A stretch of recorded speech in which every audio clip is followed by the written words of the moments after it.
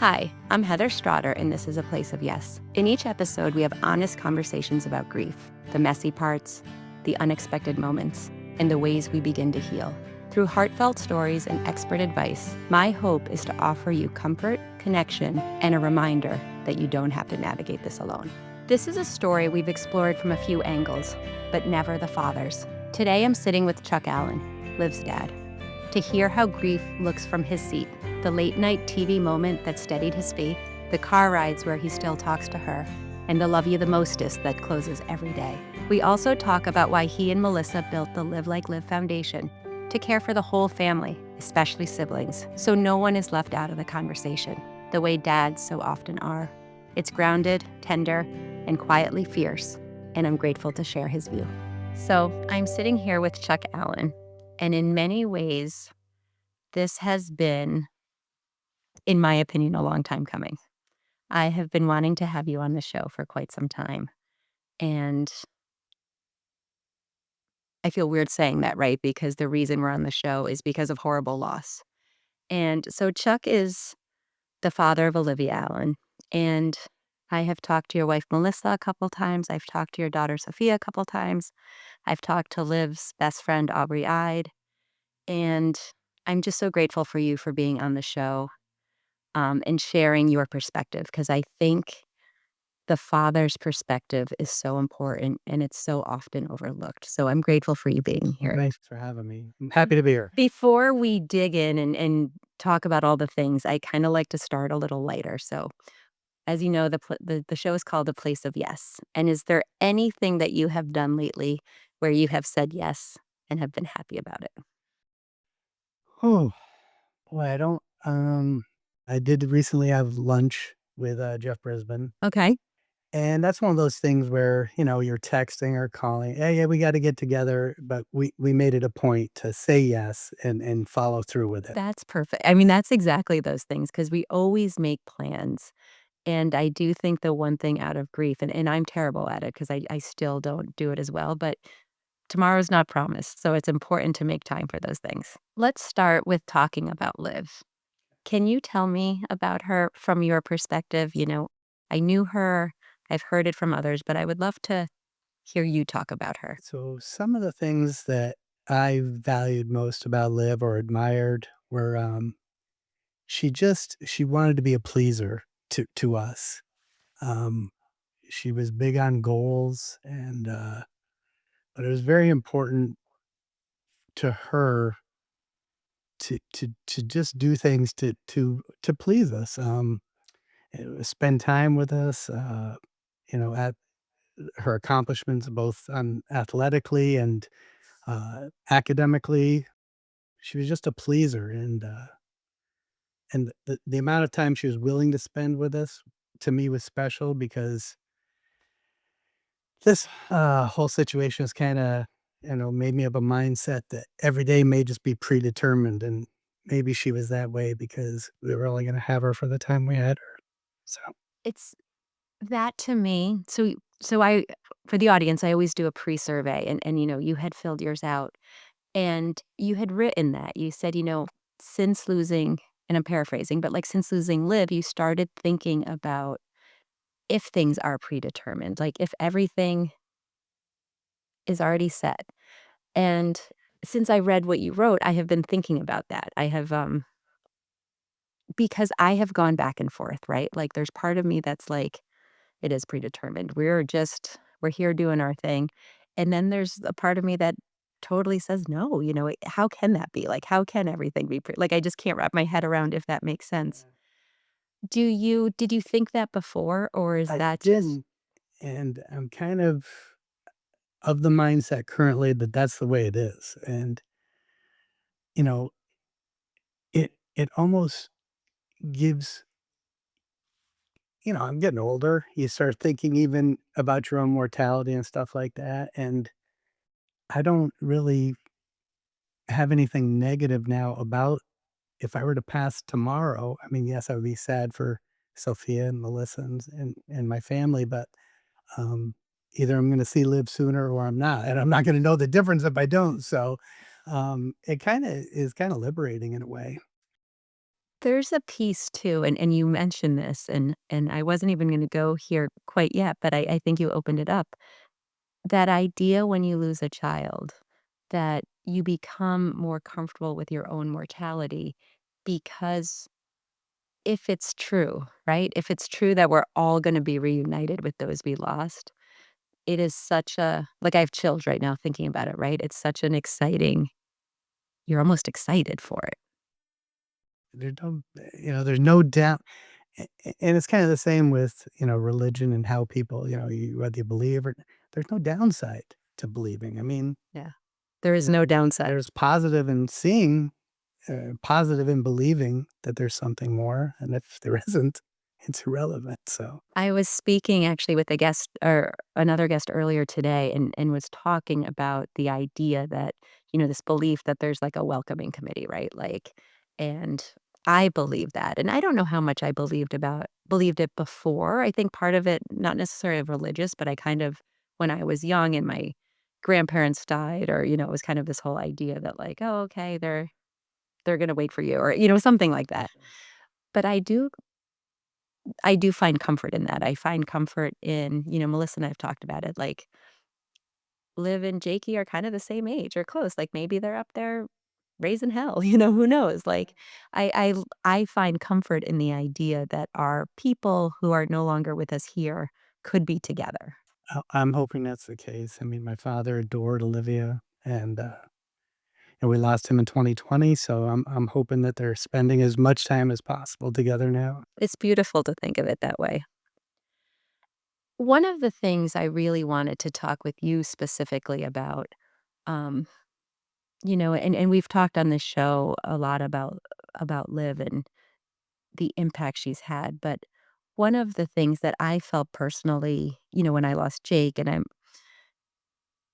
is the moms get a lot of the attention, right? Like, the focus is so much on the moms, and as a mom, I pulled it all. Like, I can look back now because 'cause I'm 15 years in this journey, right? Like, but I can look and be like, I never in the beginning, I think I was very insensitive to Brian having also lost a child. Like, the focus from people was on me, and my focus was on me, and I now try really hard to see that another way because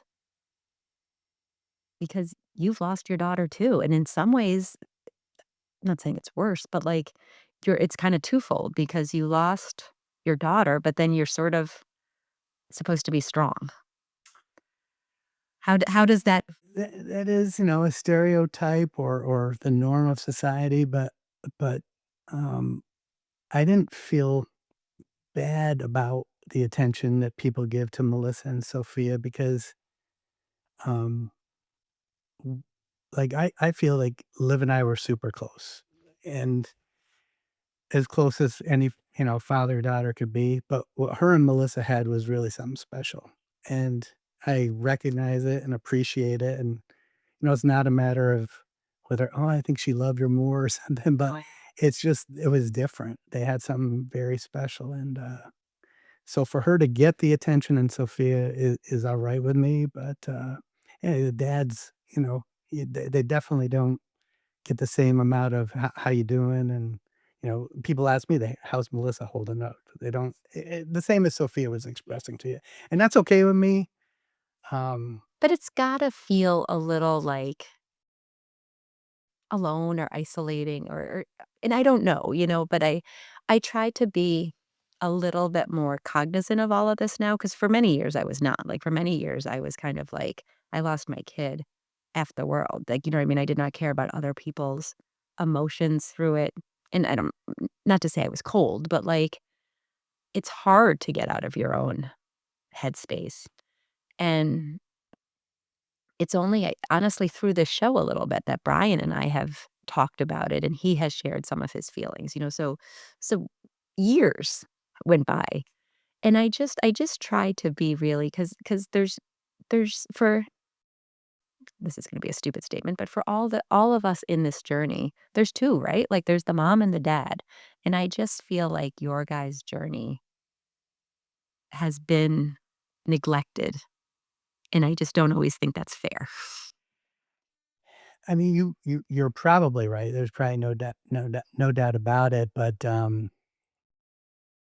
so, sometimes people will reach out to me and we'll talk about both Sophia and Melissa, seeing counselor and how that's working for them and stuff, which I think it's been great.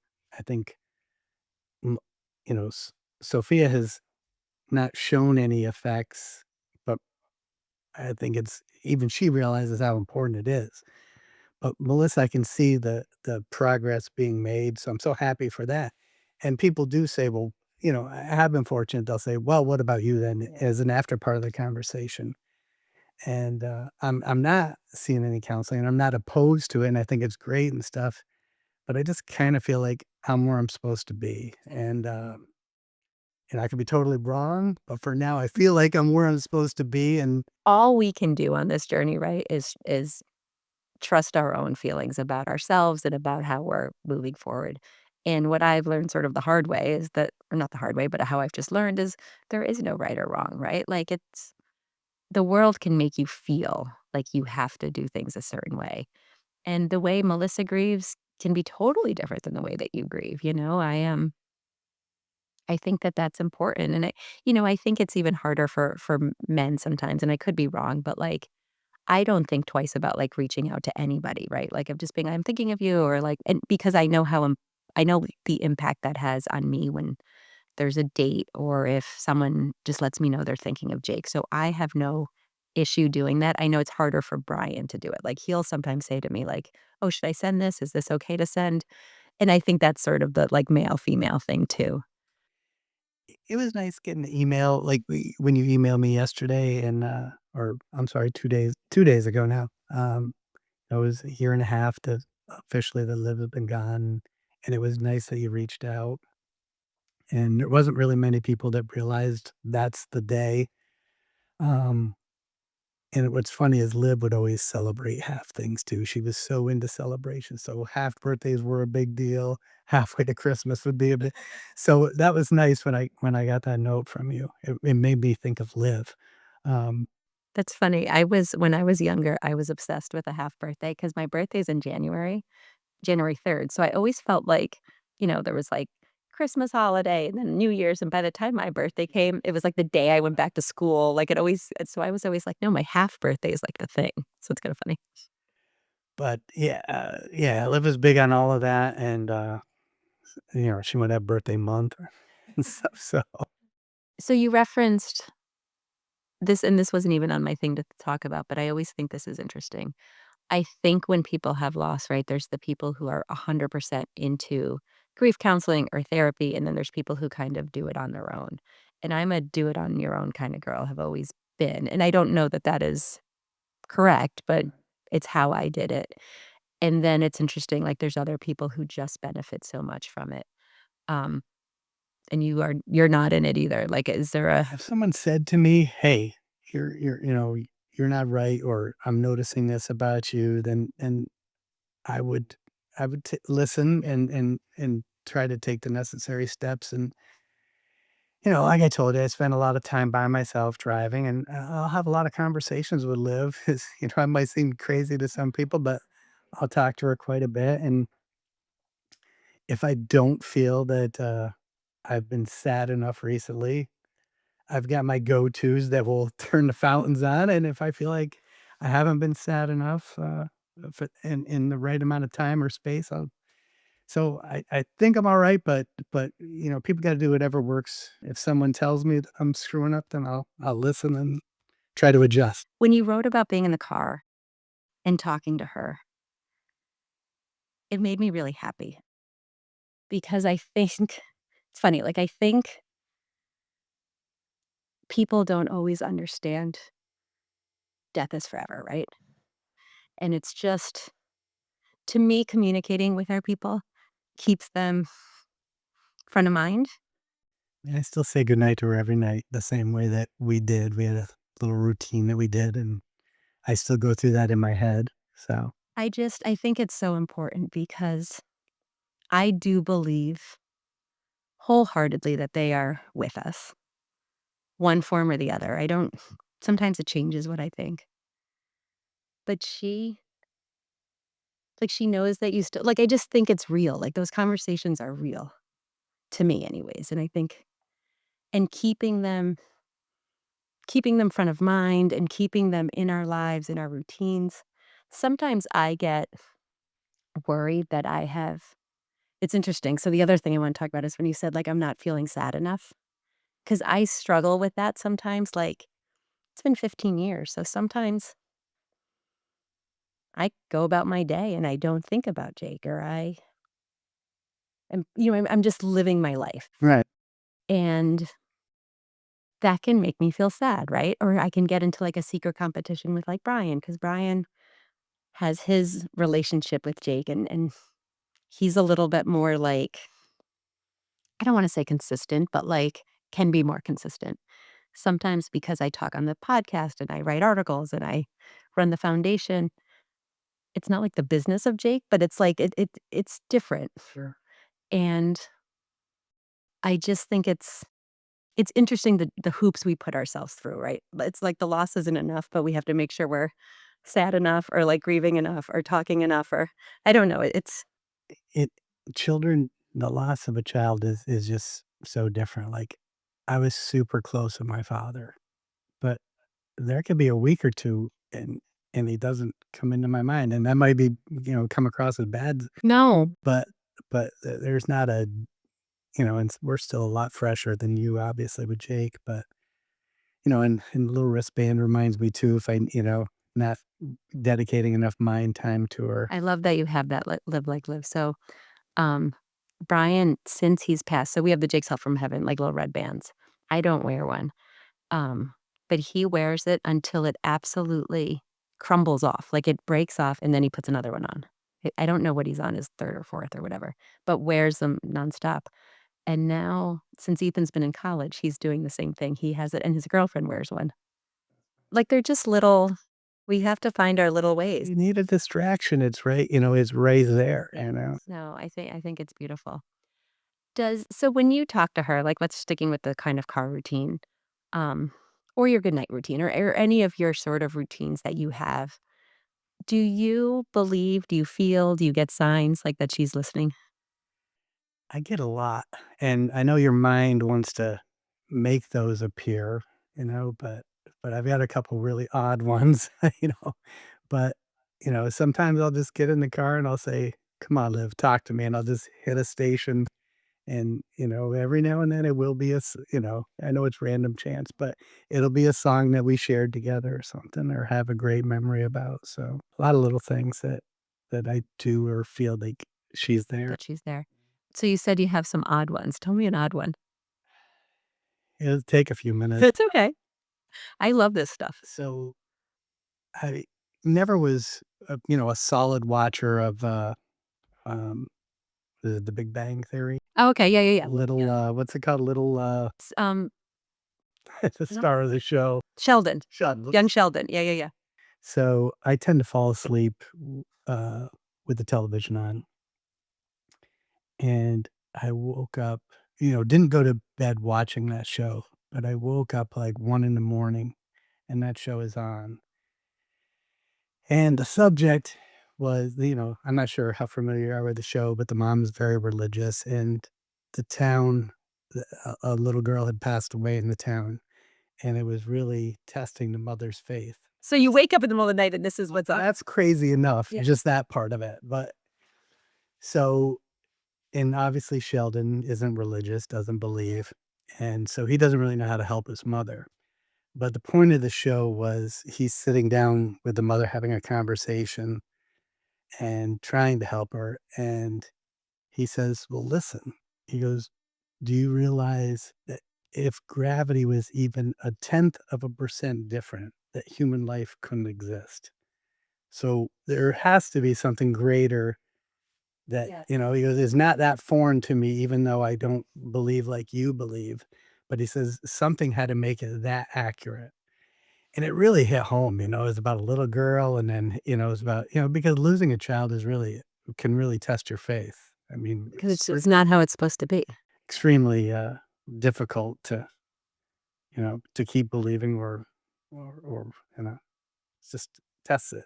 But so I thought that show, waking up in the middle of the night and that's the subject, it was weird. I'm never gonna I have new Yeah. respect for young Sheldon. So that was probably the oddest thing that pertained to Liv. But we get we'll get the Suns or the Cardinal or Butterfly, but you know, when in the fall when Liv was, she was diagnosed in June and should have been starting college in August. But I took her to a couple of Aubrey's field hockey, and it seemed like every field hockey game we would go to, there'd be a double rainbow. And even after she passed a lot of the games, there would be a double rainbow at the end and stuff. I feel like when I was talking to Aubrey, she talked about that, and I think there was one maybe where, like, Aubrey saw it and then Sophia saw one here, like, on the same day or the same time, like, that's so I don't know. I sometimes struggle. I'm like, do we want to believe these so much that we make it true, or are they true? And I 99% of the time, like, it's true because I also feel like they know when we need things too, right? Like, I might not see a cardinal for weeks, turns into months, like, for a while, and then all of a sudden, like, I'm surrounded by them, and I don't think that's just random. I think it's I mean, we have these chairs out by the pool, and nobody sits there but me. But of course, Liv being the pleaser, she would come out there and sit with me and stuff. And I was out there this spring, and one popped up on the fence. Maybe I didn't notice them before, and they might have been there too. But you want to believe, and I'm hoping that it is her. yeah, absolutely, absolutely. Again, there's no downside. No, well, that's the thing, there's no downside to it at all. I wanted to talk next a little bit about and selfishly, this is something that I struggle with, so I when I talk to other parents who have lost, like, I'm always kind of curious if they struggle with the same thing or I know and especially more so more and less now, but, like, with social media, there's always the, like, memories, right? Like, 5 years ago this or whatever, and that part's gotten a little easier for me just because 'cause it's been so long and there was less social media then, but how do you cope with that? Like, how do you cope with, like, the constant memories? Yeah. And And now your phone, and not even just the social media, no, like, your phone makes a video for you. Liv pictures Yeah. almost every morning, and yeah, video of a collage of different pictures, and 9 times out of 10 they're Liv. Um, and I was big on posting a lot of the memories at first until I heard Sophia's podcast with you, and she said, "Man, my dad needs that," but it bothered her. So I've been trying to reel that in a little bit, so I haven't been doing that as much, for her. I don't wanna bother her. How and I'm switching gears a little bit because I did wanna ask this and we got talking on a different thing, but how has do you think your parenting, like, your relationship, like, has it how has it changed with Sophia? So I mean, you share this common loss and I just s so again, Sophia hasn't really, like, I just keep waiting for the other shoe to drop, and I hope it never does. But, she's remained pretty herself. She expresses herself more through social media than talks with us or to her friends, which is sad in one way, and I wish she felt like she could come to us with those same questions or problems, but maybe that's how, kids do that these days. But, right now I'm sidetracked from your question. no, but let me just say something because I do think this is I think it's true, whether it is true or not is my but I do think having seen Ethan through this as teenager, even though he lost his brother much younger, but there is just a period, and Ethan and I have always been very close, and then there's just that period where he didn't talk to me as much, like, the conversations, I don't s they didn't stop, but they definitely his friends, social media, like, his friends became his people, and I was kinda sad, sort of like you just said, like, I was like, "I wish he would come to me," or, "I wish he would talk to Brian," and I can tell you, fast forward, like, him at 20 right now, um I'm not saying he talks to me about everything at all, but, like, we talk all like, our relationship has evolved, and it comes back. So I do think that maybe she's not talking to you guys now, but that might be part of being an 18-year-old. Talk to Melissa. So maybe I should rephrase a little bit. I think mainly through social media, but she doesn't have those I'm supposed to be the fun in the house. So I'm the easy, the Liv would refer to me as the pushover. Um, or, she'd call Melissa Trump and me, Obama. And, but, um, but I guess where I was going is Soph is more of your typical teenager versus Liv was a typical teenager in the fact that she was normal with all her friends and stuff like that, but she also had this side where, if she could have stayed home with us and been just as happy. So she was odd in that fashion, but Sophia, she's all normal teenager.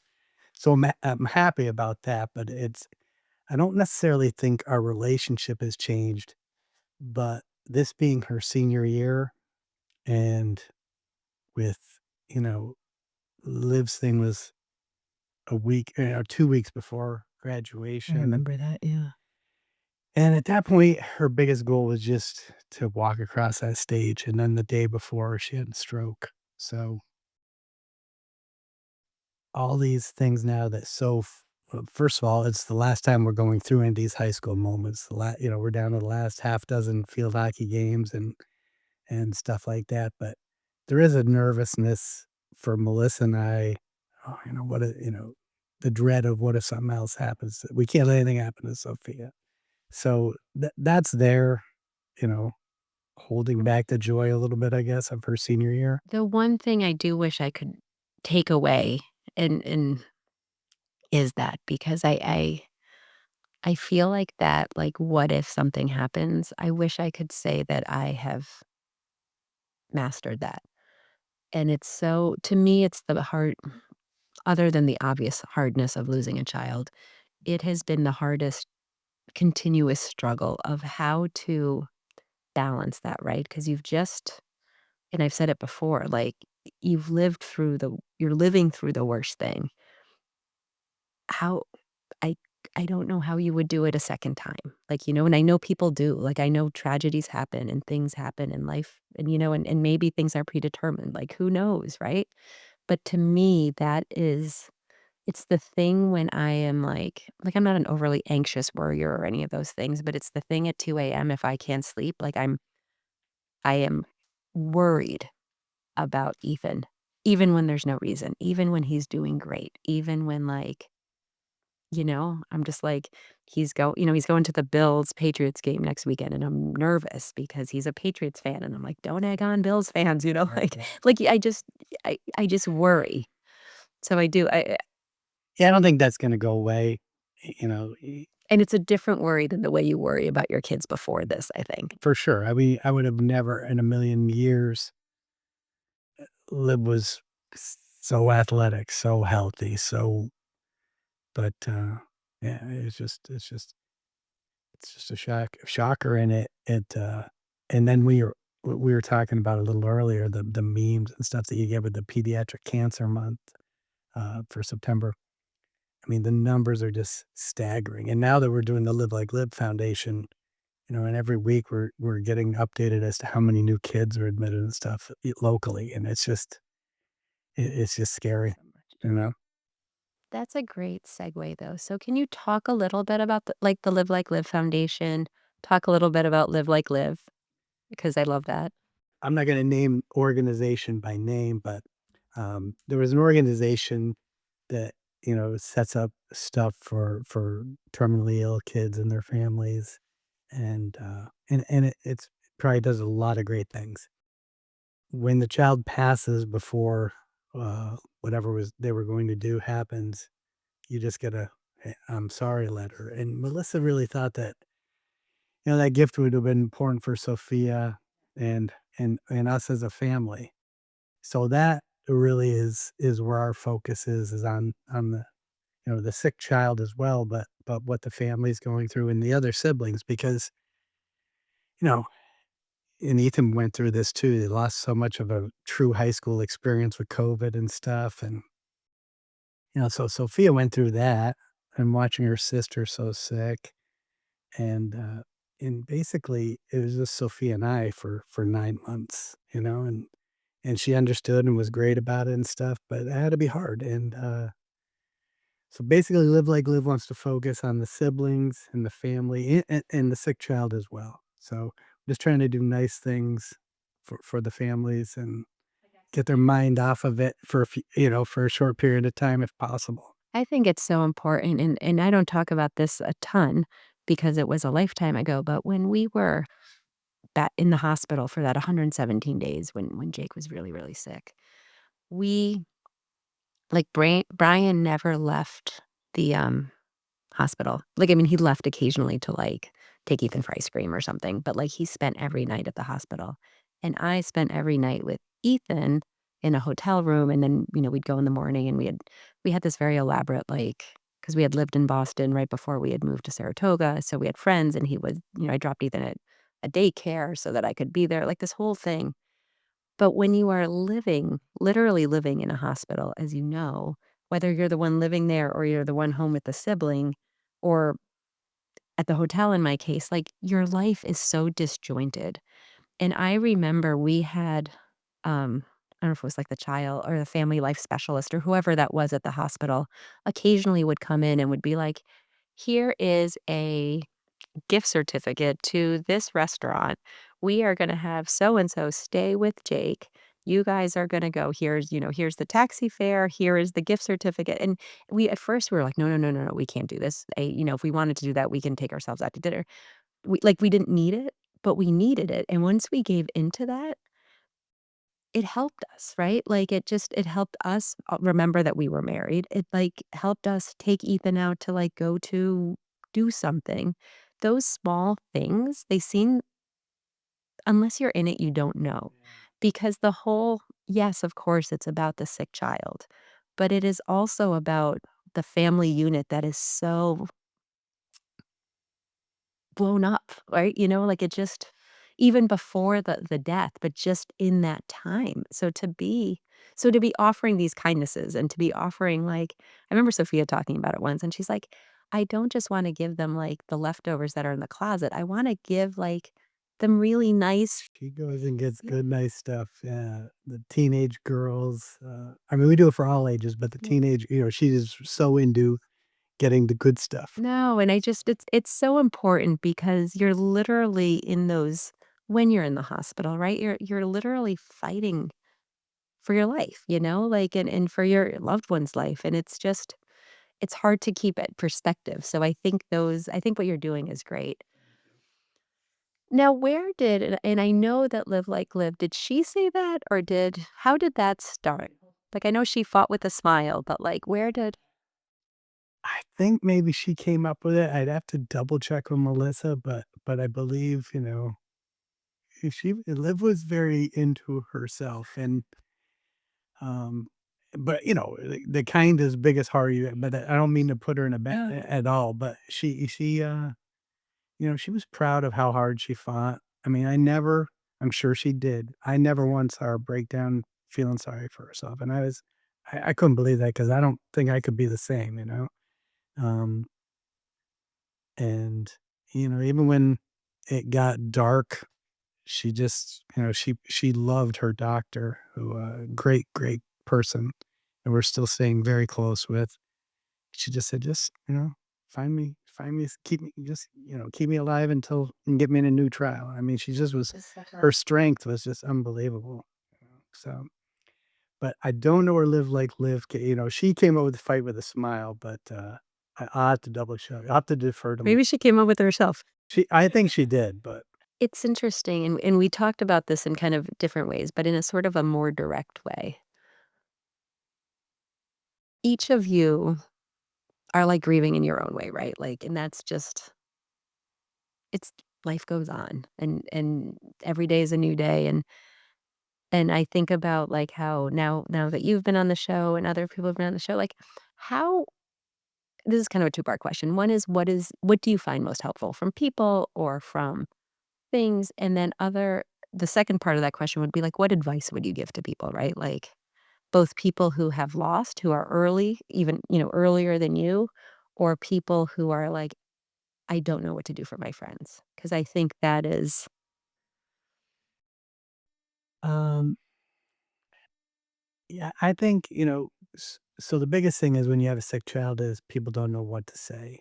So they give money, which is great, but I think don't be afraid to ask the questions and to keep the person in the conversation. And even after, if the outcome isn't good, like Liv's wasn't good. I mean, you know, no one needs to avoid talking about her with me or with Melissa or I think even Sophia because we want to keep her name out there, and hopefully the foundation will. Advice would be tough because I think it hits not only every person differently, but I think a lot of how you grieve or cope or get by is so individualistic.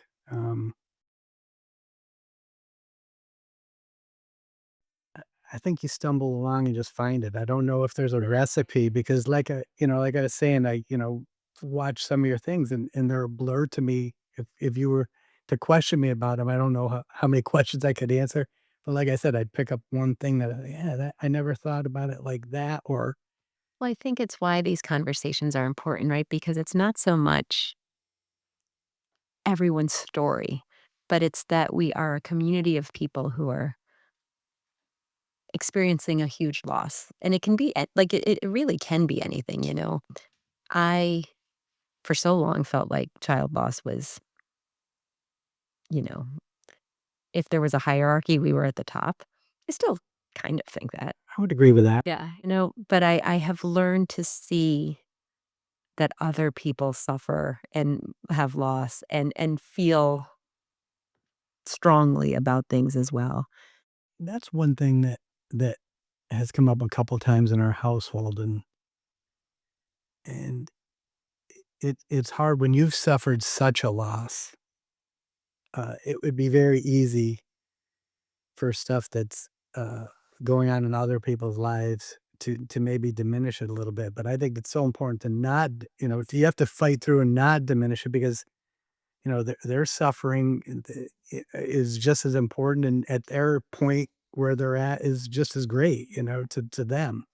So I think you have to keep it in perspective. I mean, I definitely think that there's no tougher loss than a child, and if there is, I don't want I to don't wanna know it. this, but it doesn't diminish anybody else's stuff, and I think you need to keep that attitude. Yeah, I try to. No, I agree too. Absolutely.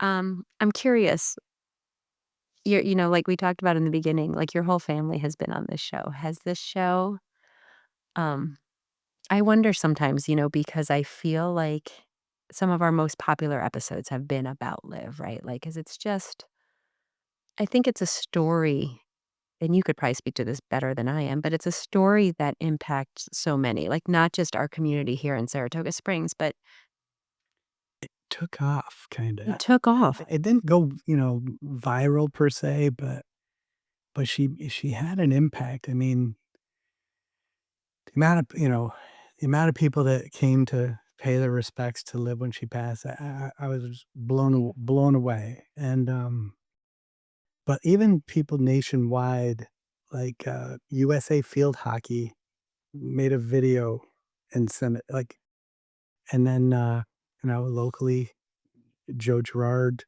who lived, That one picture with her, yeah. supported at Syracuse, he sent a nice video, and it didn't come to the week she passed, so she wasn't really in a condition to really enjoy it fully, but she just made it, she made an impact, and, what the kids at Lehigh are doing for her, and I saw so was there just something between Lehigh and Lafayette? so Tosh plays for not field hockey, but plays basketball, and we went I wasn't able to go this year because Sophia had a game here, but last year, Tasha's whole team came with her, and they didn't these are young kids. They didn't act bored. They didn't act like they were just there killing time to support their teammate. They were engaged in finding out about Liv. And it was to me, it was awesome. They're just great kids, and Aubrey and all her teammates just embraced Liv when we were taking her to those games and stuff, and It's such a testament to Liv and to you guys too, honestly, you know? I mean, I think parents deserve some of the credit as well. I guess she's her own person, but you guys, you gave her this. We were tight. Yeah, you know, and you gave her this space to be who she was and who she wanted to be, and I think she walked in a room and you knew she walked in, whether you knew her or not, right? She really truly was special. She was just as beautiful as she was. I mean, her heart was just as big, if not bigger. I mean, she is just a sh she just made us all so proud. She was just a great person, very empathetic. No, and I think that's what people see, continue to see, right? You know, and I think it's what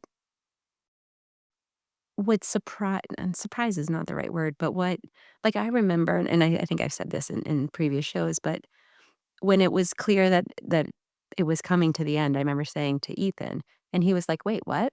She's gonna die?" Like, even though we had been talking with him and his friends had been, you know, even though it was a thing because they were, you know, the same year, like, it was such a Yeah. he was like, "Wait, what?" Like,